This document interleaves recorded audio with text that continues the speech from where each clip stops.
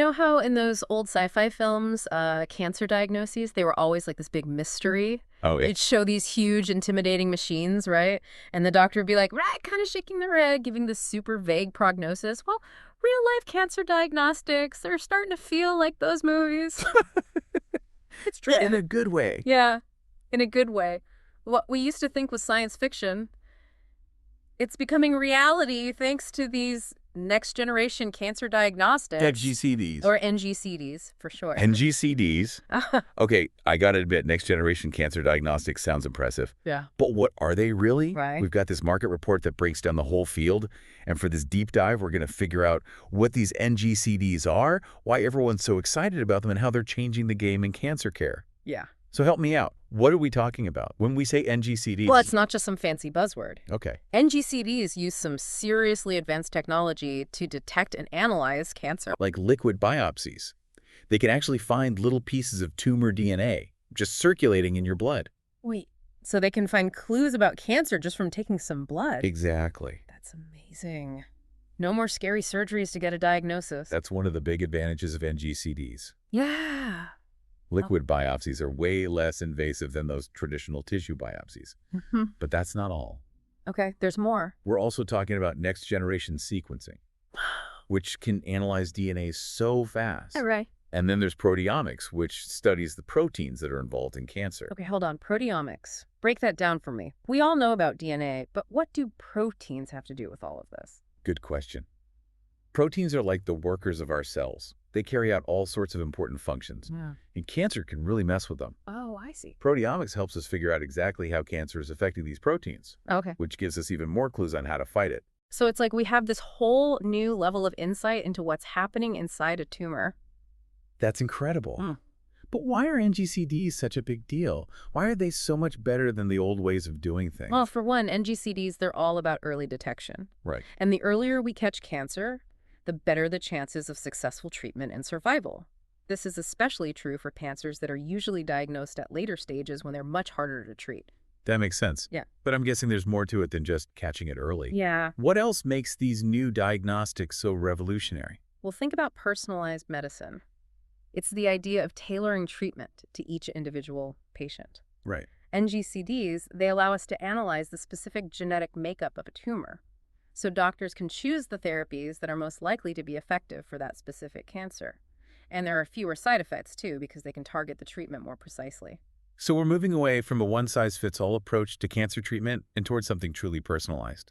Exactly. It's about understanding the unique characteristics of each patient's cancer and then using that information to create a targeted treatment plan. Wow. And this market report talks about NGCDs becoming this massive industry, something like $64.6 billion by 2030. Yeah. That's a huge jump. Why this sudden boom? Well, several factors are driving this growth. Unfortunately, cancer rates are increasing globally. Right. As the population ages and lifespans increase, we're seeing more cancer diagnoses. Yeah. But it's not just about more cases. It's also about the growing demand for personalized medicine. Right. People want treatments that are tailored to their specific needs, and that's exactly what NGCDs can offer. Plus, I imagine the advancements in technology play a huge role. We're seeing more sensitive and accurate tests being developed all the time. Absolutely. And we can't forget about the impact of government funding for research and diagnostic innovation. Yeah. There's a lot of investment pouring into this field, Yeah. which is driving the development of new technologies and pushing the boundaries of what's possible. Yeah. It's so fascinating to see how all these factors are coming together to create this wave of progress in cancer care. Now, this report gets into some pretty specific details, and I have to admit, some of it went over my head. Like, it mentions this qPCR and multiplexing technology being a huge part of this growth, reaching $28.2 billion by 2030. Can you explain what that is? Sure. In a way that even I can understand. No, it's super technical jargon, please. Okay. Imagine you're trying to find one specific word in a giant library full of books. Okay. That's kind of what it's like trying to find a tiny piece of cancer DNA in a blood sample. Okay. qPCR, or quantitative polymerase chain reaction. Right. It's like a molecular copy machine. It makes millions of copies of that specific DNA sequence, so it's much easier to find. And then multiplexing that allows us to search for lots of different sequences all at once, making the process super efficient. So instead of looking for one clue at a time, we can look for a bunch of different cancer indicators all at once. Exactly. That's way more efficient. No wonder that segment of the market is expected to grow so fast. And that kind of efficiency is really important when you're dealing with something as complex and time-sensitive as cancer diagnosis. Absolutely. Another interesting point this report brings up, China is projected to become a massive market for NGCDs, reaching $9.9 billion by 2030. Any thoughts on why China's emerging as a key player? Well, for one, China has a rapidly growing healthcare market and a huge population. Right. They're facing a significant number of cancer cases, so Hmm. there's a big need for better diagnostic tools. Yeah. But it's not just about the need. China is also investing heavily in research and development in the life sciences, including genomics and biotechnology.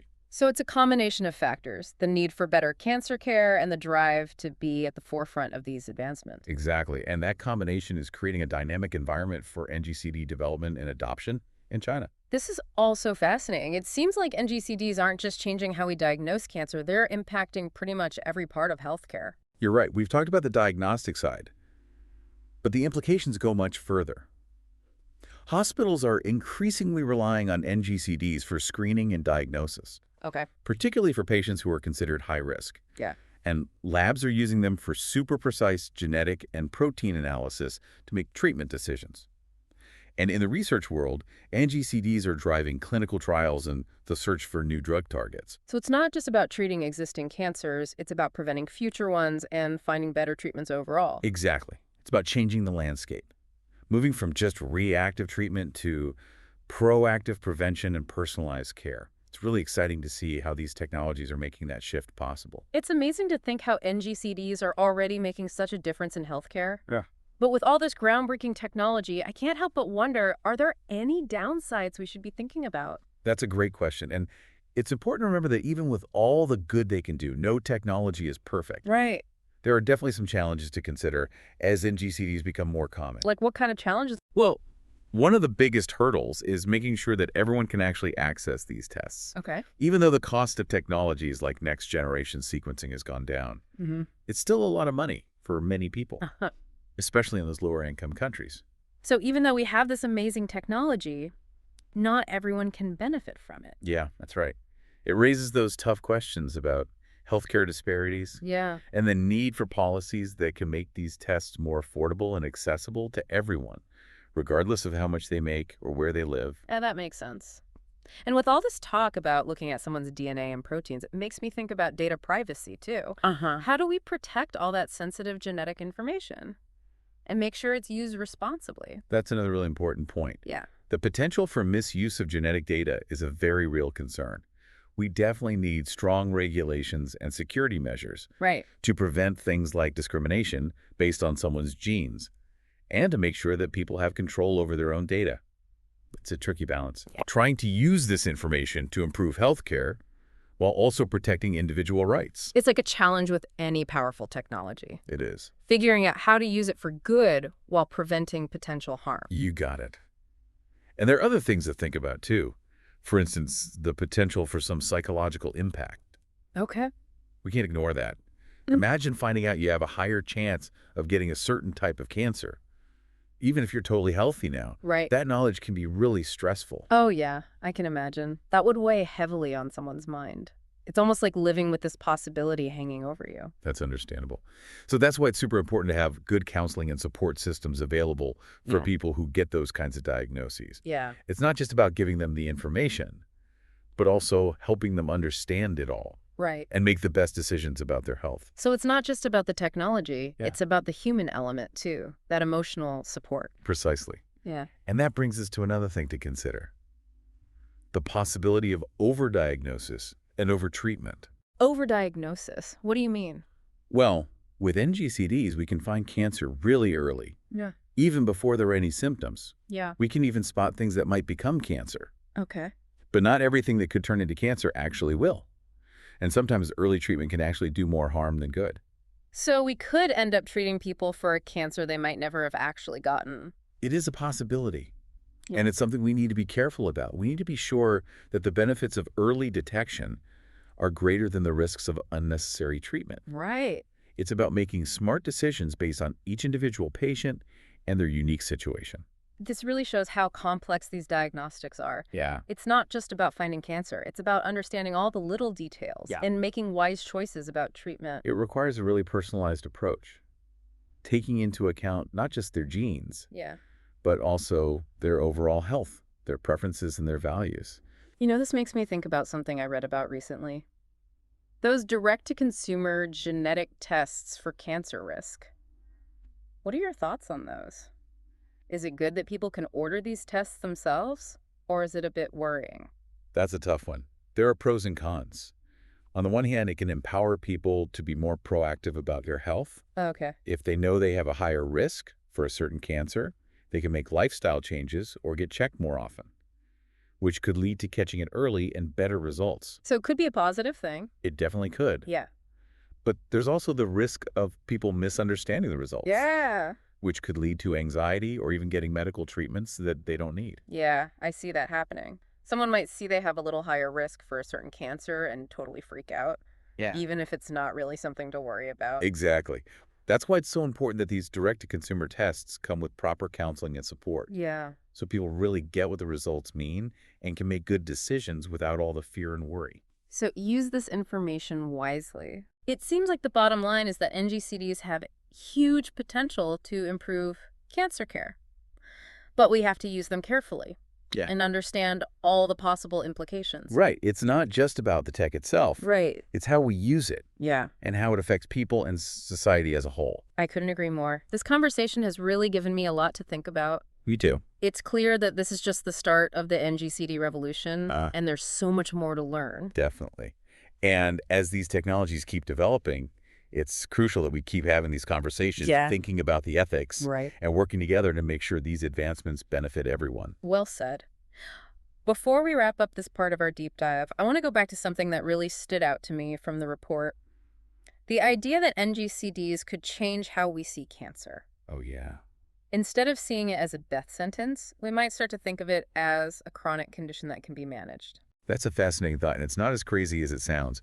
With early detection and more targeted treatments, it's possible that we could get to a point where a lot of cancers are treated more like chronic illnesses, Okay. like diabetes or heart disease, Yeah. where they need ongoing care, but don't necessarily mean you'll die early. That would be a huge shift in how we think about and deal with cancer. It's hard to imagine. It would be a big change, for sure, but it's a future worth aiming for. Right. And with all the progress in NGCDs, it could be closer than we think. Okay. I don't know about you, but I am buzzing with all this information. Me too. We've covered so much in this deep dive into NGCDs. It's been quite a journey, and we're just getting started. So we've spent this deep dive exploring this really fascinating world of next-generation cancer diagnostics. Yeah. From the science behind them to the big impact they're making on healthcare. Right.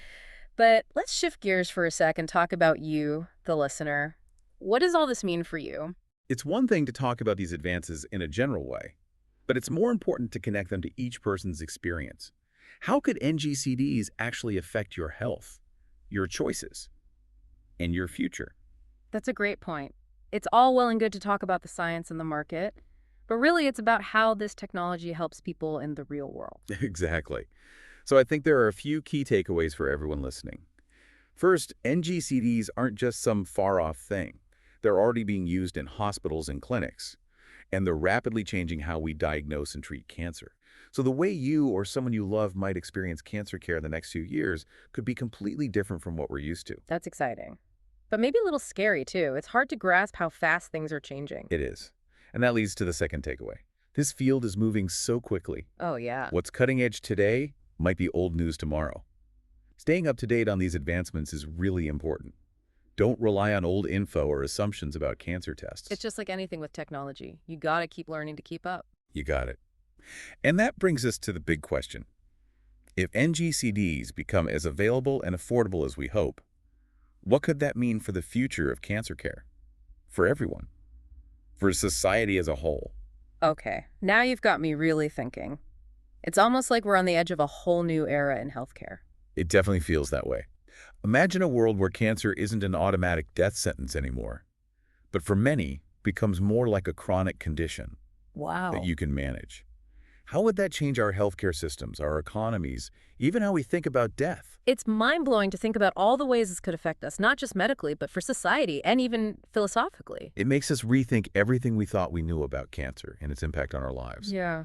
And while there are definitely challenges and ethical questions we need to be careful about, the potential for NGCDs to transform how we deal with cancer is amazing. Well said. This deep dive has been an incredible journey through all the ins and outs and possibilities of next-generation cancer diagnostics. Huge thanks to our expert for helping us understand this complex topic. It's been a pleasure.